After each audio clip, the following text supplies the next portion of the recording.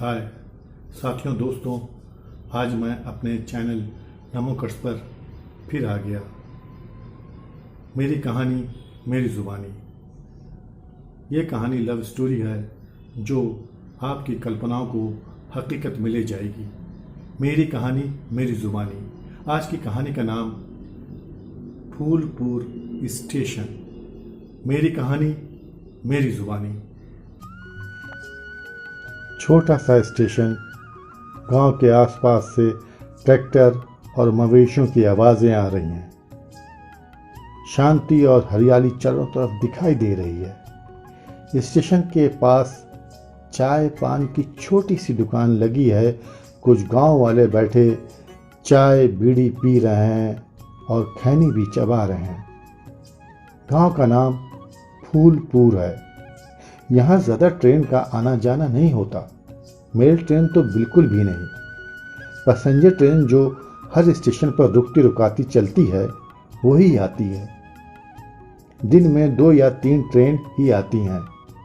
नाम फूलपुर, पर वहाँ स्टेशन के आसपास फूल के सुंदर बाग भी हैं। उन फूलों की खुशबू यहाँ यात्रियों को महसूस होती है। पक्षी तितली सभी यहाँ गाना गाते या इश्क करते आपस में दिखाई देते हैं। बस इंसान ही यहाँ इश्क करते नहीं दिखाई देते। स्टेशन मास्टर ट्रेन के आने पर लोहे की छड़ पर हथौड़ा मारकर धुन सुनाते हैं। टिकट खिड़की है, पर टिकट लेने की किसी को फुर्सत नहीं है। ट्रेन तो सरकार ने फूलपुरवासी को वोट के बदले में इनाम दिया है। गांव ज़्यादा आबादी वाला नहीं है। जो लोग रहते हैं वो भी काम के लिए बड़े शहरों की तरफ कूच कर गए हैं। गांव में विद्यालय, कॉलेज, हॉस्पिटल सब है, पर पूरी सुविधा वहां नहीं है।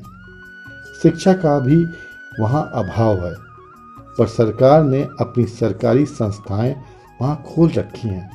प्राथमिक विद्यालय और इंटर कॉलेज चल रहे हैं। फूलपुर में युवा तो बाहर देश चले गए, बच्चे औरतें बूढ़े गांव में अधिक हैं। ये कस्बा ही है जो बड़े शहर से अलग थलग पड़ गया है। यहाँ के लोग बहुत उदार हृदय के हैं, जो अपने बच्चों को नौकरी के लिए बाहर भेज देते हैं। यहाँ जमींदारी भी है, मुख्य काम खेती ही होती है।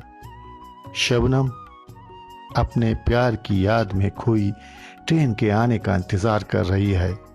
ये छोटा फूलपुर स्टेशन है जो सुनसान प्लेटफॉर्म, 1 या 2 लोग ही दिखाई देते हैं। स्टेशन पर स्टेशन मास्टर और घंटी की आवाज़ अपने भारतीय रेलवे होने का एहसास कराती है। शबनम स्कूल टीचर ट्रेनिंग के लिए इसी तरह के छोटे से कस्बे में आई थी। वहीं पर उसकी पहली मुलाकात समीर से हुई और वो उसकी आदत और बातों में खोती चली गई, जो उसने कभी भी नहीं सोचा था कि उसको भी किसी से इतना लगाव हो जाएगा। फिर वो याद करने लगी समीर से पहली मुलाकात उसकी कपड़े के शोरूम में हुई। दोनों एक दूसरे से टकरा गए और उनके बैग्स बदल गए थे और शबनम समीर की कोठी में ही रूम लेकर रह रही थी। ये सब समीर के नौकर ने समीर के न रहने और न आने की वजह से हॉस्टल बना दिया था। समीर का ज़्यादा वक्त शहर में ही रहकर गुजरता था। गांव की कोठी आए हुए कितने साल हो चुके थे उसको याद भी नहीं रहा। उसके माँ बाप प्लेन क्रैश में नहीं रहे। दादा ने ही पाला। समीर उनका इकलौता पोता है। समीर रिच होने के साथ सिंगल भी है और ऐसे लोग सोसाइटी में फेमस होते हैं जो रिच एंड बैचलर हो। समीर उन्हीं में से एक था। शाम को शबनम ने समीर को लॉन में बैठे चाय पीते देख हैरान होकर हॉस्टल के मालिक योगेश से पूछा, ये यहाँ कैसे आए? और समीर के सामने जाकर समीर से पूछा, आप यहाँ कैसे रह सकते हैं? योगेश घबरा गया। ये क्या चल रहा है? समीर खामोशी से शबनम को देखता और सुनता रहा। शबनम शबनम की बूंद की तरह ठंडी, नाजुक फूल की तरह थी। उसकी आवाज गुस्से में भी शांत सुनाई देती थी। कुदरत इतनी खूबसूरत सरकारी टीचर भी बना देता है। समीर यही सोच रहा है, तभी कमरे में योगेश हाथ जोड़कर समीर से माफी मांगता है। मालिक, ये सब मेरी गलती है, मुझे माफ कर दीजिए। मैं शबनम मैडम को सच बता दूंगा। समीर ने योगेश को गले लगा लिया और बोला, साले, जिस तरह की लड़की मैं ढूंढ रहा था, तूने तो मेरे सामने लाकर रख दिया। यही तेरी असली मालकिन है। अब तुमको मेरा साथ देना होगा। तुम असली मालिक बने रहो और मैं किराएदार। सुबह नाश्ते की टेबल पर समीर कुछ पढ़ रहा था और सिगरेट पी रहा था। चाय आने वाली थी।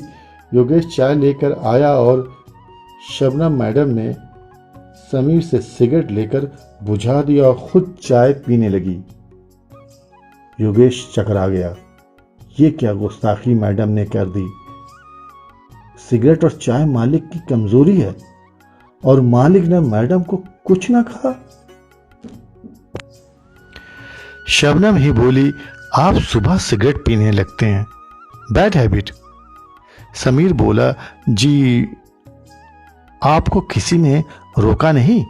समीर बोला, कोई आप जैसा मिला ही नहीं जो हक से रोकता।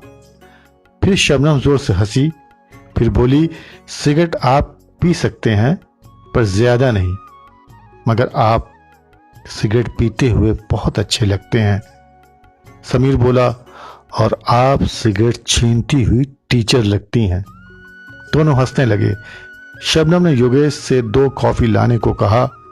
वो चला गया। शबनम ने अपना टिफिन बॉक्स खोल समीर को समय खाने को दिया।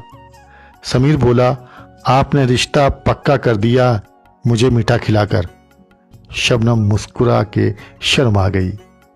दोनों अब फुर्सत में क्वालिटी टाइम साथ बिताने लगे और दोनों गांव के नदी किनारे घंटों बैठे बातें करते रहते।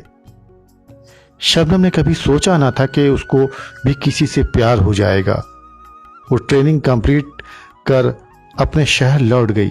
समीर से उसकी मुलाकात ना हो सकी। स्टेशन मास्टर ने अपनी हथौड़ी से लोहे के टुकड़े को पीटा और ट्रेन आने का अलार्म दिया। यादों से निकल अब शबनम की नजर इसी ट्रेन के आने के लिए पटरी पर टिक गई। ट्रेन आई और रुकी। ये ट्रेन वो नहीं थी जिससे शबनम को जाना था। शबनम उसमें से उतरे हुए मुसाफिर को देखने लगी और फिर उसकी बेंच पर किसी के बैठने का एहसास हुआ। उसने उधर ना देखा, दूसरी तरफ देखती रही। शबनम को महसूस हुआ अभी तक फूलों की खुशबू के साथ सिगरेट की महक आने लगी। वो समझ गई कोई मर्द ही बेंच पर बैठा है। सिगरेट की महक उसको जानी पहचानी सी लगी। उसने फिर भी ना देखा। लेटर जमीन पर गिरा और शबनम की नजर अपने आप उसी चीज पर पड़ी। ये लेटर तो देखा हुआ है। वो उसको पहचाना सा लगा और उसने उधर देखा। उसकी सांसें और दिल की धड़कन एक साथ चलने लगी। इधर ट्रेन तेजी से प्लेटफॉर्म छोड़ आगे जाने लगी, इधर शबनम की आंखों में आंसू बहने लगे। वो बोल नहीं पा रही थी और खुद ही समीर के कंधे पर सर रखकर रोने लगी। समीर ने पलटा और शबनम को देखा, उसको सीने से लगा लिया। शबनम रोती ही जा रही थी। आज कितने सालों की जुदाई का आंखों में सैलाब शबनम को बर्दाश्त ना हो सका। शबनम समीर को बेइंतहा मोहब्बत करती है, ये समीर को आज शबनम के आंसू ने बता दिया।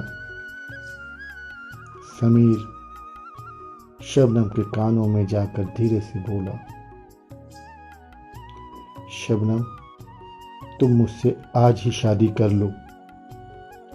अब मैं तुमको खोना नहीं चाहता। मैं अकेले अब रह नहीं सकता। फूलपुर के बाग में आज दो इश्क करने वाले भी दिख ही गए।